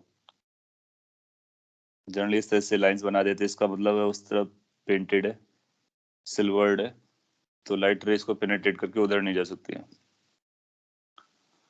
और लेट्स से कि ये एक ऐसी रेफरेंस लाइन है हमारे लिए और ये एक ऑब्जेक्ट रखा हुआ है, ये ऑब्जेक्ट है। This object is at a certain distance x apart, let's say x distance पर है। ये जो इस तरह से बना है इसको बोलेंगे ये प्लेन मिरर है। दैट मींस एक प्लेन सरफेस है जहां से रिफ्लेक्शन अपने को स्टडी करना है। अगर रिफ्लेक्शन स्टडी करना है तो ये प्लेन मिरर एक बेस्ट एग्जांपल है, क्योंकि मिरर परफेक्टली रिफ्लेक्ट कराएगा तो रिफ्लेक्शन होगा, रिफ्रैक्शन होगा नहीं। और सरफेस भी हमको प्लेन मिल रहा है और ये ऑब्जेक्ट है, तो इसकी इमेज फॉर्मेशन हम लोग स्टडी करना चाहते हैं कि कैसे इसकी इमेज बननी है। So reflection from plane surface लिखा जाए या image formation from plane surface, दोनों का मतलब यही है। हम लोग यहाँ पे इमेज फॉर्मेशन करना चाहते हैं। सबको ध्यान से सुनना है और समझना है कि किस तरह से इमेज का फॉर्मेशन होता है। रे डायग्राम वगैरह आपसे पूछेगा बनाने को तो वही बना सकते हो। जब कभी आपके पास कोई ऑब्जेक्ट होगी ना, तो वहां से हम लोग लाइट रे, अगर ये ऑब्जेक्ट एग्जिस्ट कर रही है दैट मीन्स ये रियल ऑब्जेक्ट है। आपसे ऐसा बोलता है कि मिरर के सामने ऑब्जेक्ट रखी है, means what, object is placed, that means what, object is real. So that is going to be going to give the incident rays which are diverging in nature। इससे इंसिडेंट रे कैसे आएंगी, इधर जाएगी, इधर जाएगी light, इधर जाएगी, इधर जाएगी, ये सारी मिरर पर इंसिडेंट करने वाली है। How many light rays, infinitely many light rays. और हमको सभी को ड्रॉ भी नहीं करना होता है, और अपने को इमेज बनाने के लिए 2 लाइट रेज सफिशिएंट होती हैं और ये सब डाइवर्जिंग नेचर के हैं। तो अपने को क्या करना होगा, इनमें से कोई भी 2 को चूज करना होगा और देखना होगा कि उनका रिफ्लेक्शन कैसा हो रहा है। इसके बाद 2 रिफ्लेक्शन को अपने को पढ़ना होगा। After studying the 2 reflections we need to find कि रिफ्लेक्टेड रेज कहाँ पर इंटरसेक्ट कर रहे हैं। जहां पर इंटरसेक्ट करेंगे वो हमारे लिए इमेज बन जाएगी। फिर depending upon their nature we can claim कि whether that image is real or virtual or whatever। So since rays are going to be so many, we will always try to catch the simplest rays। So the simplest is going to be this one, क्या बता सकते हो इसके लिए incident angle कितना है? जो मैंने अभी एक रे को ड्रॉ किया है, दिस रे, what the incident angle it is making. और एक बार अपने को इंसिडेंट एंगल पता चलेगा तो फिर हम रिफ्लेक्टेड रे बना पाएंगे। सो इसको 0 बोलेंगे, 90 डिग्री तो नहीं बोलेंगे ना, गुड। सो उसके लिए आपको क्या करना होगा, जिस पॉइंट पर इंटरसेक्ट कर रहा है या जिस पॉइंट पर इंसिडेंट हो रहा है उसको वहां पर नॉर्मल ड्रॉ करेंगे तो यही इसका नॉर्मल बन जाएगा। नॉर्मल और ये एक दूसरे से कोइंसाइड कर रहे हैं तो इंसिडेंट एंगल हमारा 0 हो गया, ग्रेट। तो रिफ्लेक्टेड एंगल भी 0 आना चाहिए, इसी प्लेन पर आना चाहिए, 0 आना चाहिए। तो आप देखोगे कि आपको एक रिफ्लेक्टेड रे मिलेगी, और लेट से रिफ्लेक्टेड रे को मैं इस कलर से ड्रॉ करता हूँ, तो ये वापस अपने आप को इस तरह से रिफ्लेक्ट करा देगी। तो एक रिफ्लेक्टेड रे आपको मिल जाएगी जो कि ओवरलैप करेगी, रिट्रेस करेगी अपने आप को, और ओ से पास हो जाएगी। तो ये सिंपलेस्ट हो गया। फिर दूसरा कैच करते हैं, फिर कोई और एक रे को कैच कर लेते हैं। लेट से ये इंसिडेंट हो गया। अगर ये हमारी इंसिडेंट रे है तो इसके लिए एक नॉर्मल चाहिए। सो नॉर्मल उसी पॉइंट पर हम ड्रॉ करेंगे, normal is going to be parallel to X axis. तो ये नॉर्मल हो गया हमारे लिए। फिर इंसिडेंट एंगल बोलेंगे, this is incident angle, let's say this incident angle is I. So where the reflected is going to be, तो यही आइडिया होता है, नॉर्मल मिल गया, इंसिडेंट मिल गया, वहीं से स्टार्ट करेगी, नॉर्मल से उसी प्लेन पर एक एंगल बना करके जाएगी, और वो वही एंगल होगा जो एंगल इंसिडेंट ने नॉर्मल से बनाया था। This was your normal, this is going to be angle R, both are going to be identical. So let's say इस एंगल का नाम हम थीटा दे देते हैं, तो ये आई वाला भी एंगल थीटा हो जाएगा, तो हमको आई एंगल भी थीटा के बराबर नजर आएगा, और हम सिंपली आई लिखते हैं, थीटा को एंगल सिंबल हटा दे रहे हैं। और हम जानते हैं कि आई की वैल्यू आर के बराबर होती है, लॉज ऑफ रिफ्लेक्शन। तो यहाँ से अपने को ये भी पता चल जाएगा कि आर की वैल्यू भी थीटा आ जा रही है ना। अपने पास दो रिफ्लेक्टेड रेज हैं, एक ये रिफ्लेक्टेड है, एक ये रिफ्लेक्टेड है, और दो सफिशिएंट है इमेज को बताने के लिए। अगर आप इसको और आगे प्लॉट ड्रॉ करोगे, इसको और ड्रॉ करोगे, वो कभी इंटरसेक्ट नहीं करेंगे। सिंस वो इंटरसेक्ट नहीं कर रहे, इसका मतलब क्या हुआ? इसका मतलब हुआ कि ये बैकवर्ड डायरेक्शन में ले जाना पड़ेगा इनको। तो अब इसको बैक साइड प्रोड्यूस करा दो, और इसको भी बैक साइड प्रोड्यूस करा दो, जहां पर एक दूसरे को कट करेंगे, wherever they are going to intersect each other, that point will become I for image। अब हमने दो रेस को लिया था, इसके बाद आप कितनी भी रेस बनाओ ना, सभी का पॉइंट ऑफ इंटरसेक्शन ये आएगा।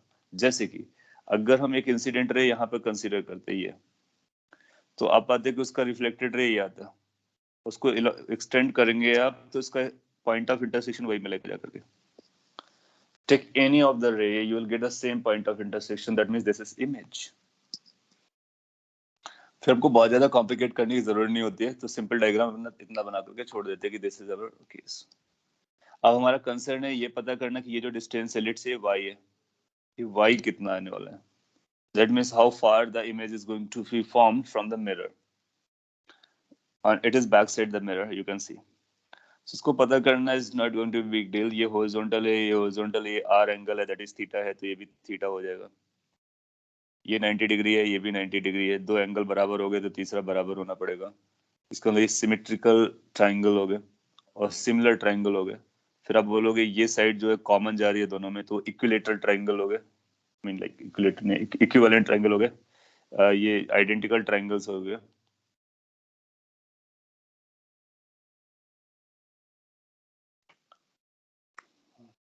एक minute,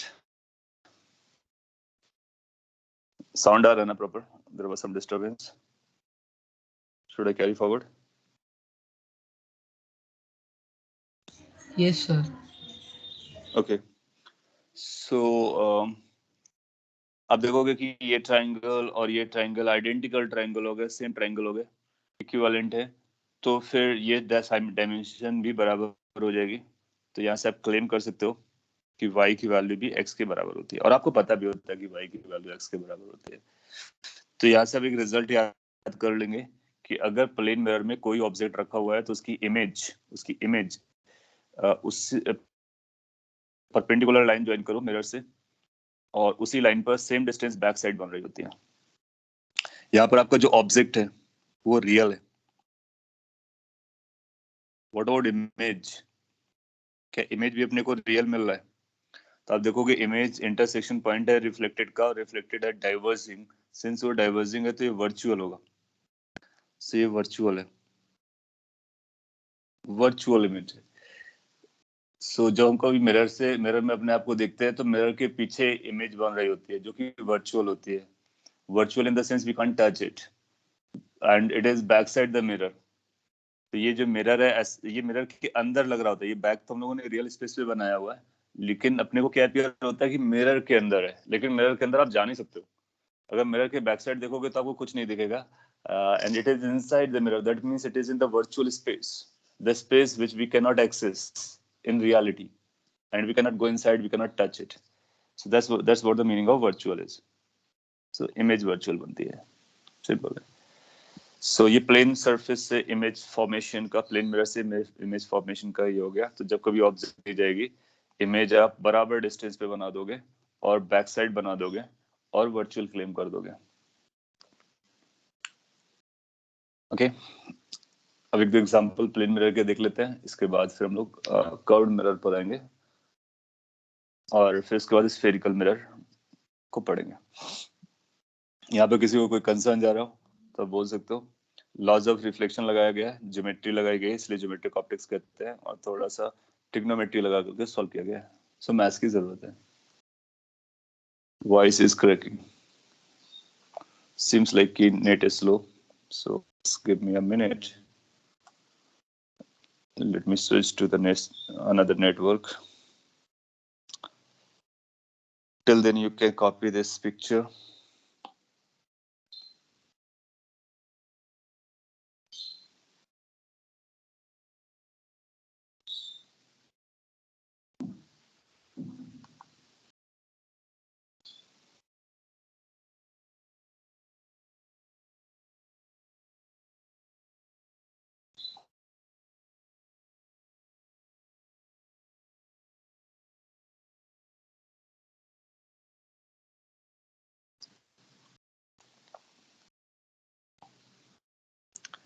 Okay, what about now?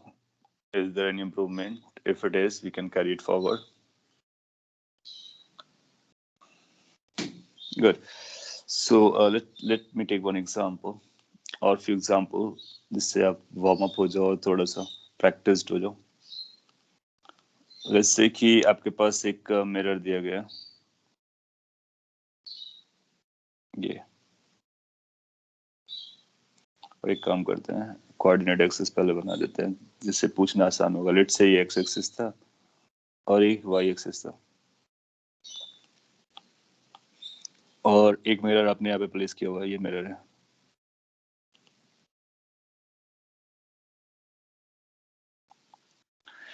और ये अपना एक्स एक्सिस हुआ करता था, तो उसको हम नाम बोल देते हैं ये एक्स एक्सिस है, सो दैट की कोऑर्डिनेट बना सकें. ये वाई एक्सिस है, ये अपना ओरिजिन रहा होगा. कोऑर्डिनेट्स कुछ ऐसे कि ये जो मिरर है ये 2,0 से स्टार्ट होता है और ये 6,0 तक चलता है.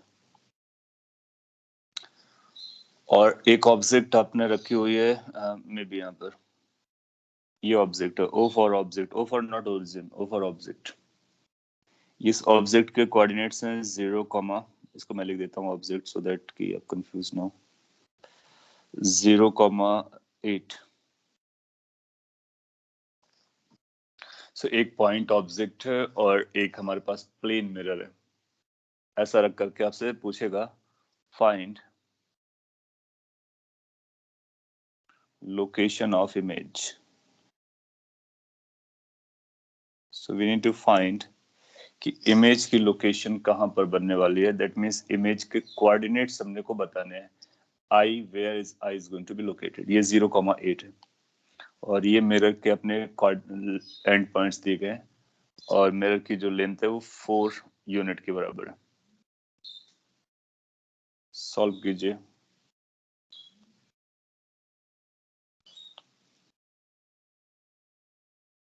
एक आंसर 0,-8 बताया गया, एक आंसर 8,8 बताया गया है.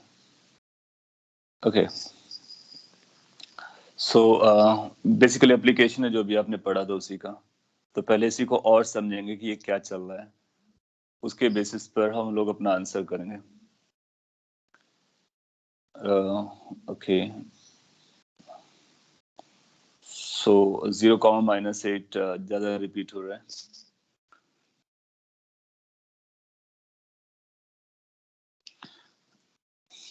Okay, not an issue, explain करता हूँ मैं। सो उसको आंसर करने के लिए पहले ये जो बेसिक है इसको समझते हैं। देखो, किसी रे को इंसिडेंट करने के लिए बहुत छोटे C length of the mirror चाहिए होती है। आई मीन जहाँ पर इंसिडेंट करता है वो बहुत छोटा सा पॉइंट होता है।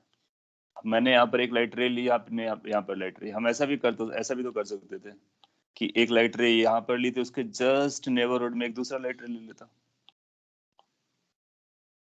क्योंकि हमको दो लेना है ना। और इसका रिफ्लेक्शन स्टडी करता तो ये ऐसा हो जाता, इसका भी पॉइंट ऑफ इंटरसेक्शन देखता तो सेम पॉइंट आता।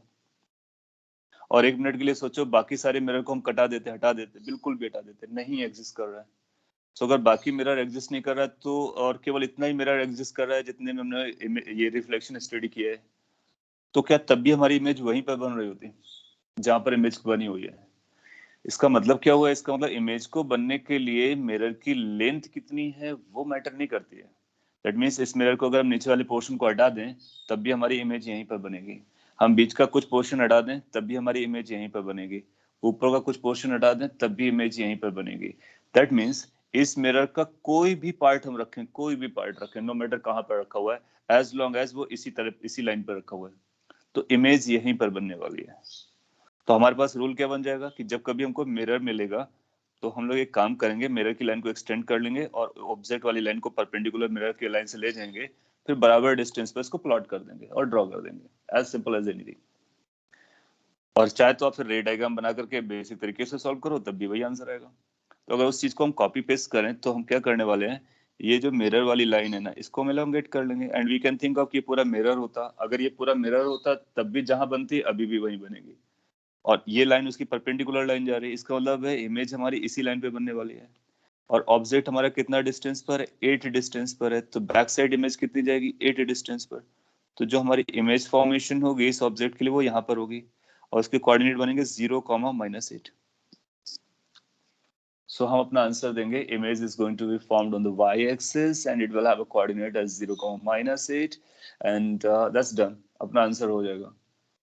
अगर आपसे कहता है कि रे डायग्राम बनाइए, तो आप रे डायग्राम बना करके बता दोगे। आप बोलोगे लेट्स कंसीडर दिस वन रे एंड दिस अनदर रे, लेट्स से दो रेस का इंटरसेक्शन पढ़ लेते हैं। अगर इन दो रेस का इंटरसेक्शन आप इनका रिफ्लेक्शन देखोगे तो इसका ये ऐसा रिफ्लेक्ट होकर के जाएगी, सेम एंगल पर नॉर्मल से सेम एंगल बनाएगी। सो ड्रॉ अ नॉर्मल, से this angle are identical, then go for this, draw a normal for it as well, claim this angle is equal to this angle। फिर आप देखोगे कि ये आगे कट कर नहीं सकते हैं तो इनको बैक साइड प्रोड्यूस करोगे। अब इसको बैक साइड प्रोड्यूस करो, इसको भी बैक साइड प्रोड्यूस करो, और आप देखोगे कि इसी पॉइंट पर इंटरसेक्शन आपको मिलने वाला है।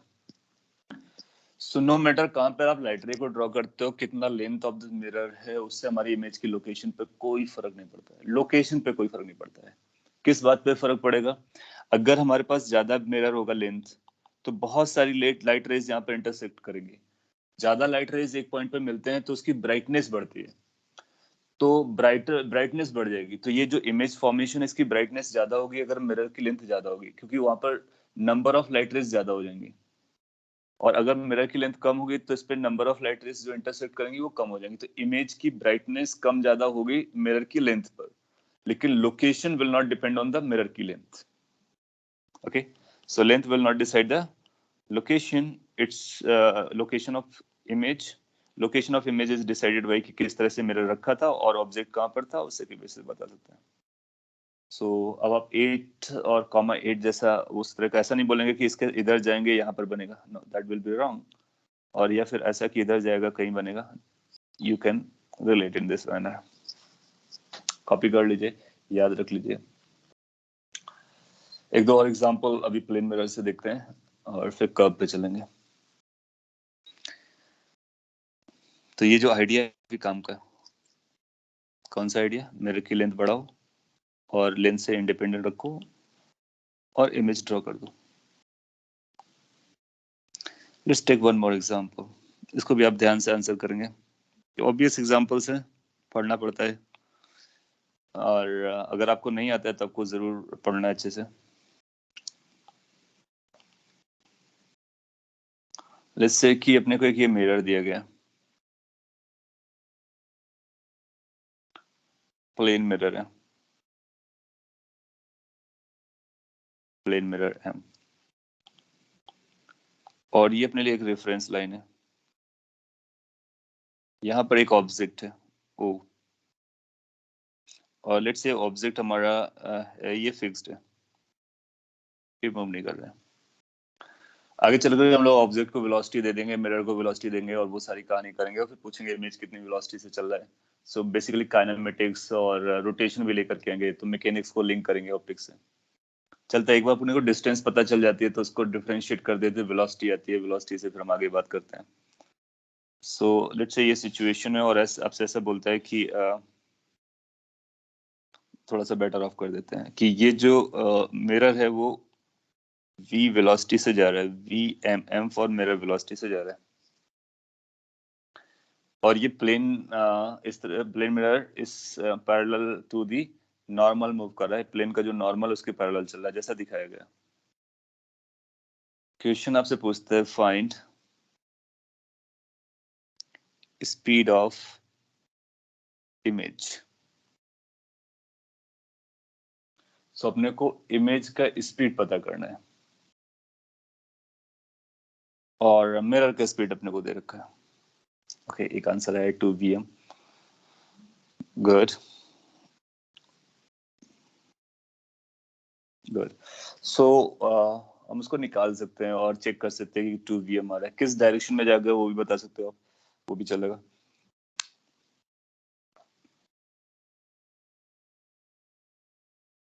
सो कैसे पता करते हैं, मैं आपको सॉल्व करके बताता हूँ। और अभी हम लोगों ने इसको पैरेलल टू द नॉर्मल लिया हुआ है, फिर हम इसको किसी एंगल पे ले लेंगे वेलोसिटी, तो मतलब जनरल केस को हम लोग डील करना स्टार्ट करेंगे। सो स्लोली स्लोली आगे बढ़ रहे हैं। आपको सॉल्व करने के, आपके लिए सॉल्व करने के कई सारे तरीके हो सकते हैं, तो आप कई सारे तरीके से इसको सॉल्व कर सकते हो।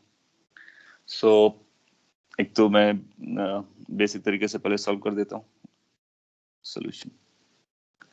देखो, जब कभी हम इमेज फॉर्मेशन करते हैं ना किसी ऑब्जेक्ट का, तो मिरर में करते हैं, तो हम मिरर के रिस्पेक्ट में चीजों को ऑब्जर्व कर सकते हैं। ये जो वेलोसिटी दी गई है मिरर की, वो किसके रिस्पेक्ट में है? ऑब्वियसली वो ग्राउंड के रिस्पेक्ट में है।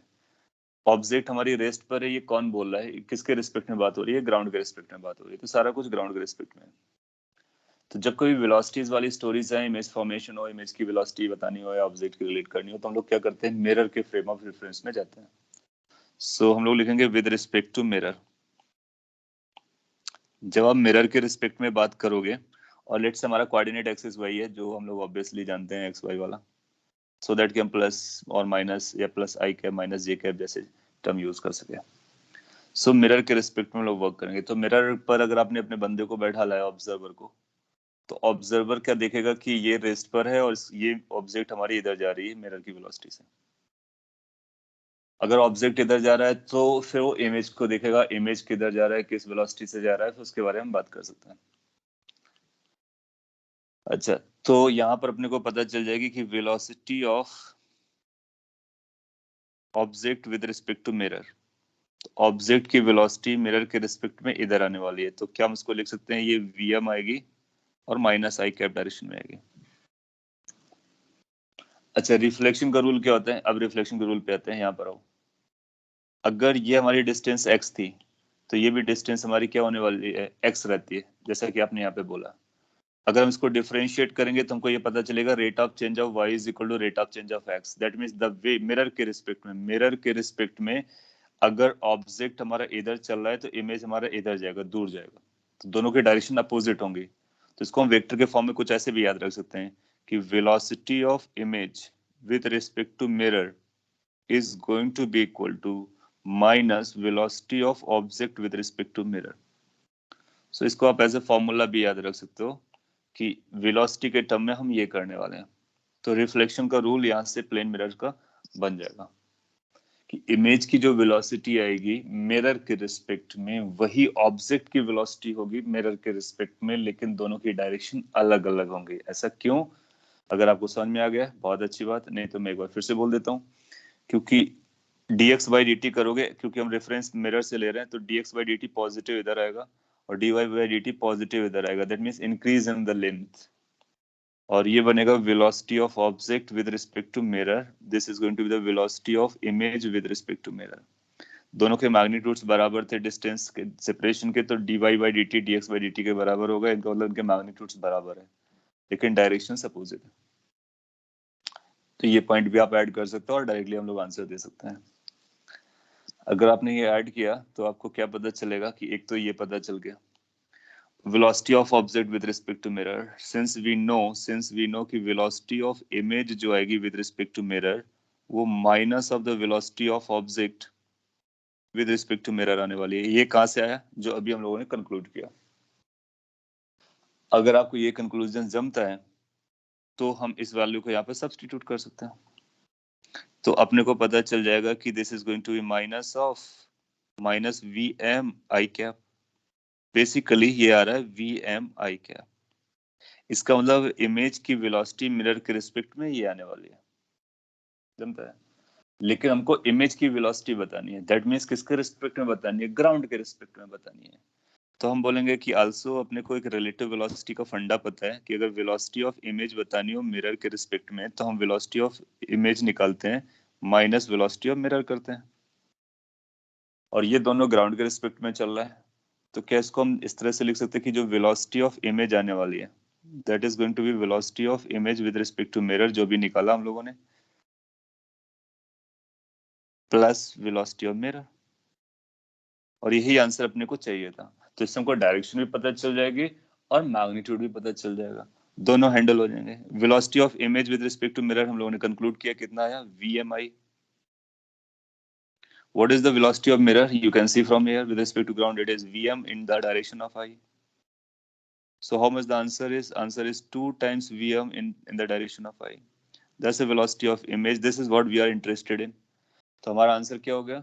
हमारा आंसर हो गया कि इमेज की वेलोसिटी ग्राउंड के रिस्पेक्ट में 2 टाइम्स वेलोसिटी ऑफ मिरर आएगी, और आई कैप चल रहा होगा। इसको इमेज हमारा अगर यहाँ कहीं है तो इमेज हमको इधर जाता हुआ नजर आएगा 2 टाइम्स वीएम से। ये हमारा फाइनल आंसर हो जाएगा, और किसी भी इंस्टेंट ऑफ टाइम पर ये डिस्टेंसेस बराबर रहेंगे। कॉपी कर सकते हो। सो आपको एक नया पॉइंट पता चला, ये कौन सा जो भी मैंने यहाँ पे ड्रॉ किया, ये वाला, perpendicular to the direction of mirror. आप ये रिलेशन जरूर लगा सकते हो, जरूर लगा सकते हो।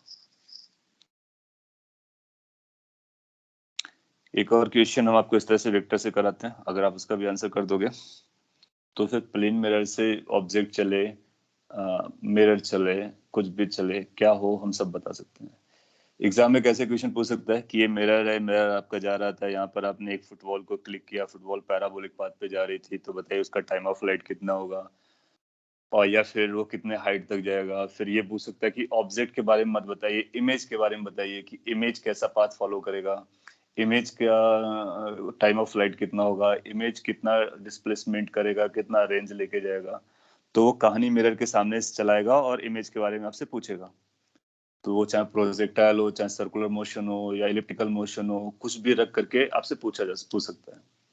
तो अगर हमको कोई बड़े क्वेश्चन का आंसर करना है तो अपने को क्या करना होगा कि किसी भी पॉइंट के मिरर के रिस्पेक्ट में ऑब्जेक्ट की वेलोसिटी जानना पता होनी चाहिए। उसके बेसिस पे हम इमेज की वेलोसिटी निकालना हमको आना चाहिए, और एक बार हमको इमेज की वेलोसिटी निकालना आ गया तो हम हर एक लोकेशन पे वेलोसिटी निकाल सकते हैं। वेलोसिटी निकाल लेंगे तो फिर उसको लिंक कर सकते हैं पोजीशन से, और आगे की कहानी बता सकते हैं। सो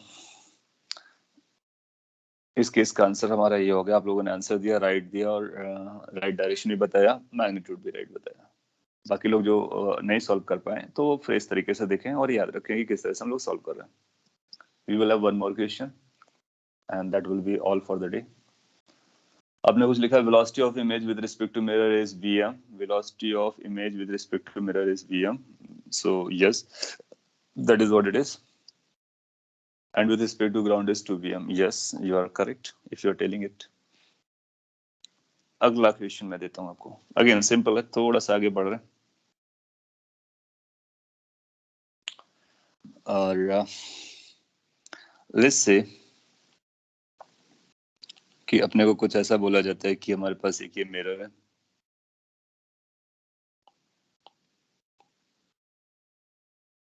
यहाँ पे बना देता हूँ. And this mirror is plane and vertical. इसके लिए एक रेफरेंस लाइन ड्रॉ कर देते हैं. ये रेफरेंस लाइन है, normal, basically normal to the mirror. एक पॉइंट ऑब्जेक्ट यहाँ पर यहीं पर ले लेते हैं, क्या फर्क पड़ता है. ये ऑब्जेक्ट है हमारे पास.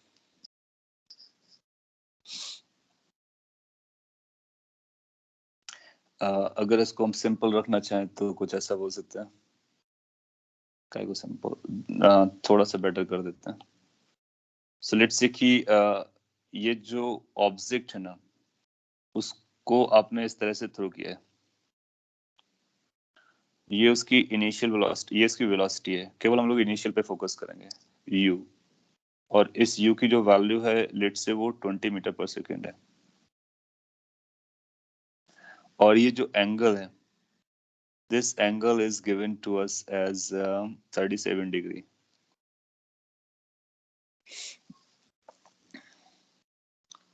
So मीटर पर सेकंड थोड़ा सा ज्यादा होगा, वो सेंटीमीटर पर सेकंड ही बोल सकता है. बट ओके ठीक है, चलता है. 37 डिग्री पर ये है. और ये जो मिरर है वो इधर जा रहा है. इस मिरर की वेलोसिटी 16 मीटर पर सेकंड है. दोनों मूव कर रहे हैं. एक इंस्टेंट पर अपने को ये दिया गया है. क्वेश्चन आपसे पूछता है कि फाइंड, अभी हम लोग केवल इसी इंस्टेंट के बारे में बात कर रहे हैं, फ्यूचर के बारे में बात नहीं कर रहे हैं. Find velocity of image at the given instant.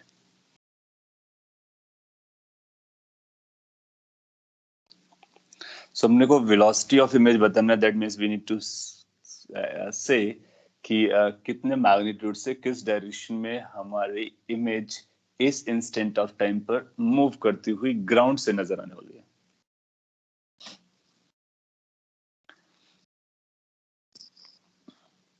और अगर हम इस इंस्टेंट को समझ पाएंगे तो फ्यूचर इंस्टेंट भी रिलेट कर पाएंगे. और देन आफ्टर हम लोग बता पाएंगे कि पाथ कैसा है और उसके जो भी रिलेटेड स्टोरीज हैं.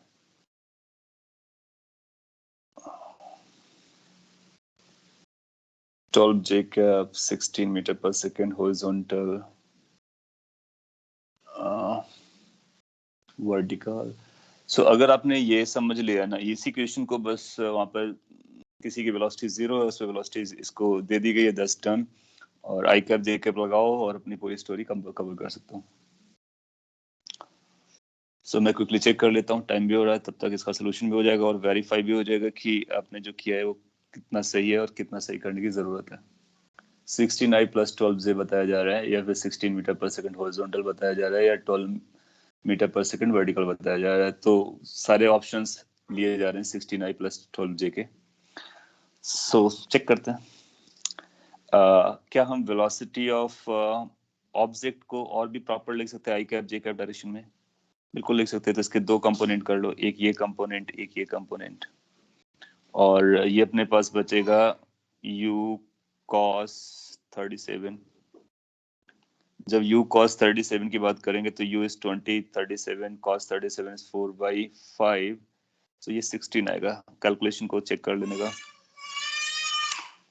ये बनेगा u sin 37, 37 is 3/4, 3/5. तो ये 12 बनेगा. अच्छा, लिखना स्टार्ट करते हैं. क्या मिरर के रिस्पेक्ट में चलेंगे? क्योंकि मिरर के रिस्पेक्ट में इसलिए जाना होता है क्योंकि मिरर के रिस्पेक्ट का फॉर्मूला हमको पता होता है कि इमेज विद रिस्पेक्ट टू जब मिरर जाते हैं तो हमको ये पता होता है कि जो वेलोसिटी ऑफ इमेज बनने वाली है. अच्छा, यहाँ पे केयरफुल है ना, आपकी गलतियां कैसे हुई मैं बताता हूँ. ये जो फॉर्मूला हम लोगों ने ड्रॉ किया था, बहुत अच्छा पॉइंट आ गया. ये जो फॉर्मूला है ये फॉर्मूला वैलिड होता है केवल उस कंपोनेंट ऑफ वेलोसिटी के लिए जो मिरर के परपेंडिकुलर चल रहा होता है। अगर हमारे पास कोई वेलोसिटी इधर है तो आप देखो अगर हमारा ऑब्जेक्ट यहाँ पहुंचेगा तो इमेज भी ऊपर जाएगा, तो इसका मतलब है, और जितना ऑब्जेक्ट ऊपर जाएगा उतना इमेज भी ऊपर जाएगा। तो अगर हम अगर प्लेन मिरर के पैरेलल चल रहे हैं, पैरेलल, तो उस समय वेलोसिटी ऑफ ऑब्जेक्ट और वेलोसिटी ऑफ इमेज मिरर के रिस्पेक्ट में बराबर रहता है। तो ये जो इंफॉर्मेशन थी वो केवल परपेंडिकुलर की थी। इसको पूरा करना चाहो तो आप ऐसा लिख सकते हो कि velocity of image with respect to mirror is going to be velocity of object with respect to mirror. That means दोनों बराबर होंगे और माइनस वाला भी होगा। तो बराबर कब होगा, माइनस वाला कब होगा? ये तब होगा if v is velocity is perpendicular to mirror, या फिर वेलोसिटी का वो कंपोनेंट जो मिरर के परपेंडिकुलर चलता है उसकी डायरेक्शन रिवर्स होती है, उसमें माइनस आता है। अगर velocity parallel to the mirror चल रही है तो वो सेम आती है। ये ऑब्वियस था, ये इतना अपने को दिमाग लगाना होता है। और अगर आपने नहीं लगाया तो मैंने अब बता दिया, अब याद रखिए, if velocity is parallel to mirror, mirror मतलब मिरर के सरफेस के पैरेलल, तो मिरर के सरफेस के पैरेलल जनरली हमारे लिए क्या रहेंगे, दो दो डायरेक्शंस रहेंगी परपेंडिकुलर में। तो इस पॉइंट को अगर आप यहाँ पे यूज करोगे, जो भी इक्वेशन हम लोग पिक कर रहे हैं, और अगर हम इस डायरेक्शन को लेट से x मानते हैं, ये डायरेक्शन को y मानते हैं, तो केवल x डायरेक्शन के वेलोसिटी का कंपोनेंट जो होगा ना वो रिवर्स करके आएगा। जो y डायरेक्शन का कंपोनेंट होगा और जो z डायरेक्शन का कंपोनेंट होगा वो मिरर के पैरेलल चल रहा होगा, उनकी डायरेक्शन में कोई परिवर्तन नहीं आता है। तो विद रिस्पेक्ट टू मिरर हम लोग क्या लिखने वाले हैं, velocity of image with respect to mirror, इसका x component is going to be equal to minus velocity of object with respect to mirror, उसका x कंपोनेंट। तो x कंपोनेंट रिवर्स करेगा। जबकि व्हाट अबाउट y कंपोनेंट, तो velocity of image with respect to mirror का y component is going to be equal to velocity of object with respect to mirror y direction. So दो rules चलते हैं, normal direction यानी जो perpendicular direction to the mirror होती है वो reverse करती है। इसका मतलब इसका ये जो कंपोनेंट है हॉरिजॉन्टल वाला वो रिवर्स हो जाएगा, लेकिन वर्टिकल वाला वही रहेगा। तो ये रूल रहेगा अपना। अगर आपको ये रूल समझ में आया, आना भी चाहिए, अब आप अपना करेक्शन कर सकते हो जिसका भी करेक्शन करना था। ये अपने रूल्स के अकॉर्डिंग हम लोग चलेंगे, तो पता कर लेते हैं। तो वेलोसिटी ऑफ इमेज, जैसे इसको अप्लाई करते हैं, velocity of image with respect to mirror, ये अपने को निकालनी है। तो ठीक है, velocity of image with respect to mirror का एक्स कंपोनेंट अपने को चाहिए, तो हम माइनस लगाएंगे, और velocity of object with respect to mirror निकालेंगे। तो मिरर के रिस्पेक्ट में वेलोसिटी आपको रिवर्स करके मिलेगी। जब आप रिवर्स करके मिलेगी तो आपको देखोगे ये आएगा माइनस ऑफ 16 i कैप और माइनस ऑफ 16 i कैप, क्योंकि ऑब्जेक्ट का विद रिस्पेक्ट टू मिरर चाहिए था अपने का, तो ऑब्जेक्ट का लिखोगे 60i कैप, मिरर का लिखोगे 60i कैप, दोनों एक दूसरे को नलीफाई कर जाएंगे। तो बेसिकली कितना हो जाएगा, 0। तो एक्स कंपोनेंट डिसअपियर हो जाएगा, एक्स कंपोनेंट डिसअपियर हो जाएगा और वो 0 आ जाएगा। What about y component, velocity of image with respect to mirror का अगर हम y कंपोनेंट की बात करेंगे तो y कंपोनेंट भी वही आएगा। अब इसमें velocity of object with respect to mirror लगाना है y कंपोनेंट में, तो इसका y कंपोनेंट था नहीं हमारे पास, तो ये रिवर्स करके y कंपोनेंट को 0 ऐड करेगा, तो ये 12 आ जाएगा।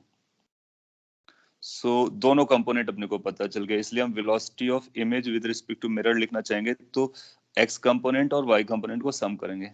x कंपोनेंट आया 0, y कंपोनेंट आया 12, तो हमारा आंसर कितना आ गया, 12 j cap. Good, so 12 j cap will become our perfect answer, correct answer. Check कर लो, करेक्ट कर लो और फ्यूचर में याद रख लो। सो कौन सी डायरेक्शन में नेगेटिव करना है, परपेंडिकुलर डायरेक्शन में, और बाकी सारी डायरेक्शन में सेम रखना है। Yes Sir, but it's given the find the velocity of the image at a given instant. So it shall be with respect to ground, right? Because it should not be with respect to mirror. अच्छा, हाँ, okay okay okay okay. तो अभी तक मैंने क्या निकाला, mirror के respect में निकाला। You are right, you are right. Question मैंने आधा भी आंसर क्लेम कर दिया। ओके तो ये मिरर के रिस्पेक्ट में भी आया और हमको चाहिए था ग्राउंड के रिस्पेक्ट में, तो या you are right, so I need to complete it. ऐसा लगता है कि मैंने जल्दी में इसको यहीं पे छोड़ दिया, तो इसको कंप्लीट कर देते हैं। अगर मिरर के रिस्पेक्ट में पूछा होता तो ये आंसर आता। तो ग्राउंड के रिस्पेक्ट में फिर कैसे वापस जाएंगे? m is equal to thanks for correction, so this is going to be velocity of image minus velocity of mirror. So finally हम लोग लिखेंगे velocity of image. Yes, question was different, so जो पूछा गया हम वहीं तक पहुंचने वाले हैं, plus velocity of mirror. So velocity of image with respect to mirror ये अपने निकाल लिया 12 j cap है, और velocity of mirror अपने को पता है 16 i cap है। ओके तो अल्टीमेटली आंसर ये बनेगा जाकर 16 i cap plus 12 j cap, और क्योंकि उसने पूछा है कि इमेज बताइए, इसको तो ग्राउंड के रिस्पेक्ट पे जाना था, तो ये आ गया। तो अब हमारा फाइनल आंसर यही है 16 i cap plus 12 j cap, और मिरर के रिस्पेक्ट पे जाओगे तो केवल ये आएगा। गुड। सो पॉइंट इज कि आपको ये दो पार्ट्स याद रखने होते हैं और इन दो पार्ट्स के बीच पे सॉल्व करना होता है। और अब आपको कोई भी डायरेक्शन 3 डायमेंशन में भी दे देता है, मान लीजिए x component, y component, z component, तो z के साथ हम लोग y जैसा लिखेंगे, तो तीनों कंपोनेंट को आप हैंडल कर सकते हो। मिरर को भी तीनों डायरेक्शन में दे सकता है, आई कैप, जे कैप, के कैप पर, कोई फर्क नहीं पड़ता है, रूल्स हमारे पास हैं। और फिर सिंप्लीफाई करके हम अपना आंसर बता देंगे। और एक बार हमको एक इंस्टेंटेनियस के बारे में पता चल गया तो हम किसी और टाइम के बारे में बता सकते हैं, तो इसका मतलब उसके पाथ के बारे में बता सकते हैं और आगे कहानी कर सकते हैं। चलेगा। सो इसको नोट कर लीजिए और आपका टाइम भी हो गया। So that's all for the day. और नेक्स्ट क्लास में हम लोग इसको आगे ले जाएंगे, कर्व मिरर की वजह से कैसा आएगा उसको सीखेंगे, फिर लेंस की तरफ, प्रिज्म की तरफ चलेंगे। आपके लिए इजी जा रहा होगा क्योंकि आपने ऐसा कुछ पढ़ रखा है, तो थोड़ा सा और प्रैक्टिस कर लो, टफ क्वेश्चन भी आप हैंडल कर पाओगे। Okay, thank you then.